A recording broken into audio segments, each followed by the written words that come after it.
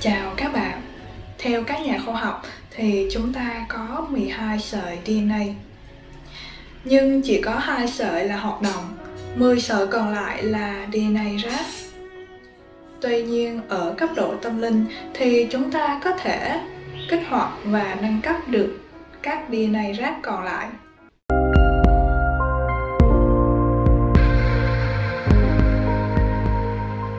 Chúng ta sẽ trả lời các câu hỏi. DNA của bạn hoạt động như thế nào ở cấp độ tâm linh? DNA của bạn hoạt động như thế nào? Kích hoạt DNA là gì? Nâng cấp DNA. Khả năng tâm linh mà bạn đạt được khi nâng cấp DNA. Các triệu chứng về thể vật lý. Sự mở rộng ý thức. DNA của bạn là bản đồ ý thức của bạn. Nó cung cấp các khối xây dựng và thông báo cách cơ thể chúng ta được tạo ra, và còn phục vụ bản thiết kế của toàn bộ con người chúng ta, cả vật lý và phi vật lý. Nếu không có nó, chúng ta chẳng khác gì những chiếc vỏ rỗng. Trong những năm gần đây, đã có nhiều điều về sự học hóa DNA. Nó đạt mức cao nhất vào khoảng năm 2015 khi chúng ta bắt đầu trải qua những thay đổi lớn đầu tiên trong nhận thức của mình. Đây là thời điểm mà ý thức của chúng ta bắt đầu tăng tốc với tốc độ nhanh chóng. Tất cả chúng ta đều liên tục kích hoạt và nâng cấp DNA của mình. Đó là thứ tạo điều kiện cho tâm hồn chúng ta phát triển.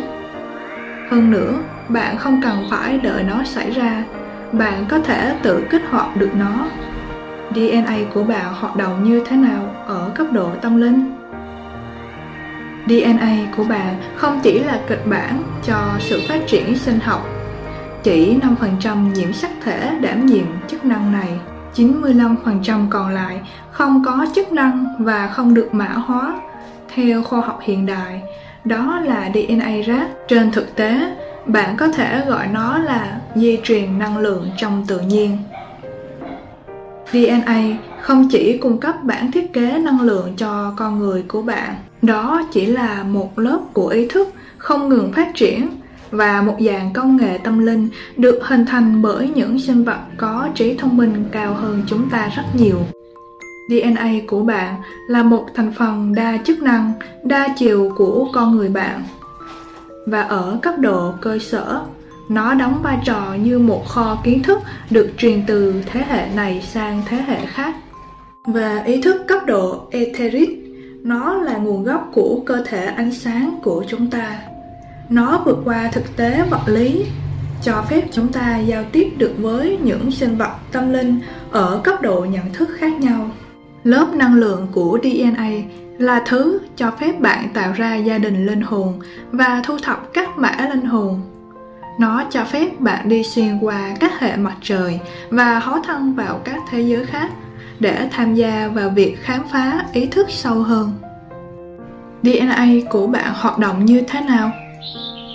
Nó là sự kết nối giữa bạn với thế giới linh hồn, thế giới mơ ước, sức khỏe và gia đình linh hồn của bạn. Nó nắm giữ mọi thứ về bạn, khả năng của bạn và các chủng tộc mà bạn đã tham gia. Trong hàng ngàn năm, việc tiếp cận với các DNA đã bị hạn chế, khiến chúng ta sống trong cảnh nô lệ như một chủng tộc nô lệ. Lý do tại sao chúng ta không thể tiếp cận được toàn bộ giải tầng nhận biết DNA là do mức độ ý thức của chúng ta ở cấp độ 3D dày đặc.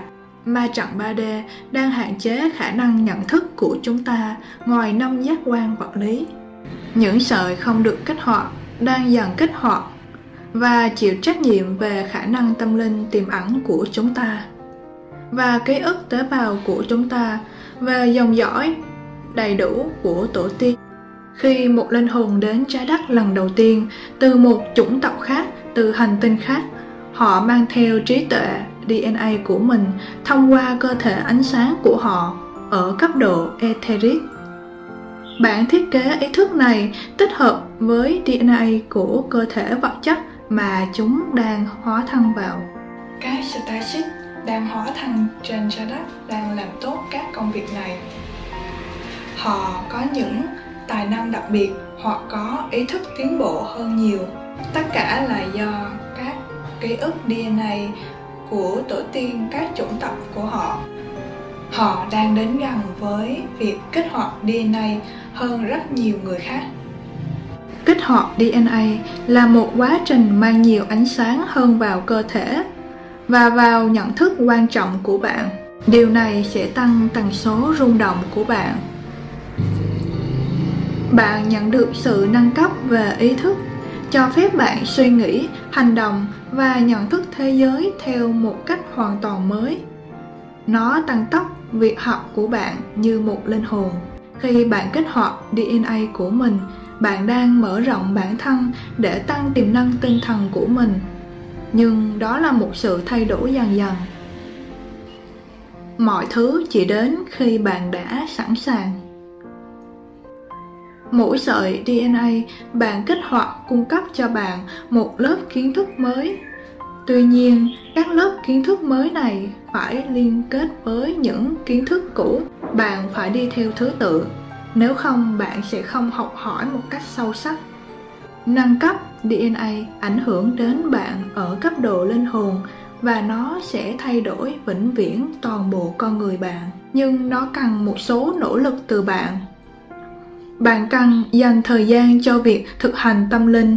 Khi bạn làm như vậy, bạn sẽ đạt đến điểm phát triển và trải qua một giai đoạn tăng trưởng nhanh chóng. Bạn sẽ trải qua một bước nhảy vọt lượng tử và có được những khả năng tâm linh, khả năng ngoại cảm, tăng cường chức năng nhận thức, thay đổi về quan điểm và khả năng suy luận, sáng tạo lớn hơn, tăng năng lượng thể chất và cải thiện sức khỏe, chữa lành cơ thể tự phát. Làm thế nào để bạn kích hoạt được DNA của bạn? Điều quan trọng là phải tạo ra sự thay đổi trong nhận thức. Bạn có thể thực hành mọi phương pháp mà bạn muốn, nhưng nếu bạn mắc kẹt trong tư duy, kỳ vọng chỉ chờ điều đó xảy ra, bạn sẽ phải đợi rất lâu. Nếu bạn vẫn bắt nguồn từ những thói quen tiêu cực và không nỗ lực thay đổi, bạn sẽ không đạt được mức độ ý thức cao hơn. Nó sẽ không xảy ra cho đến khi mà bạn biết yêu thương bản thân mình. Đầu tiên, bạn cần phải tập trung vào trái tim. Bạn sẽ đạt được một chút tiến bộ khi bạn tăng cường hành động từ trái tim của mình một cách thường xuyên. Bạn sẽ làm những việc mà trái tim bạn mong muốn, chứ không phải là do người khác ép buộc. Hay để thỏa mãn, bạn cần lắng nghe trái tim mình, không phán xét và chăm sóc bản thân mình nhiều hơn. Thứ hai, bạn nên thiền mặt trời. Bạn có thể ngồi thiền ở nơi có ánh sáng mặt trời. Quán tưởng ánh sáng mặt trời chiếu vào sau não của bạn, nơi chứa tủy sống. Mục đích của kỹ thuật này là để tắt phản ứng chiến đấu của bạn. Theo thời gian, bạn sẽ tập trung nhiều hơn vào trái tim mình và dễ tiếp nhận hơn với các bản tải xuống và nâng cấp DNA. Tần số solfeggio 528Hz. Tần số solfeggio nổi tiếng với tác dụng tâm linh của chúng. Và với tần số 528Hz có khả năng chữa lành và sửa chữa cơ thể sinh học, cụ thể là DNA. Cách thức hoạt động của phương pháp này là thông qua việc hình thành nước chữa bệnh theo cụm. 528Hz tạo thành hình 6 cạnh lục giác. Điều này làm cho nó hiệu quả hơn nhiều trong việc loại bỏ tạp chất, vì cơ thể chúng ta có tới 70% là nước và 90% ở cấp độ tế bào.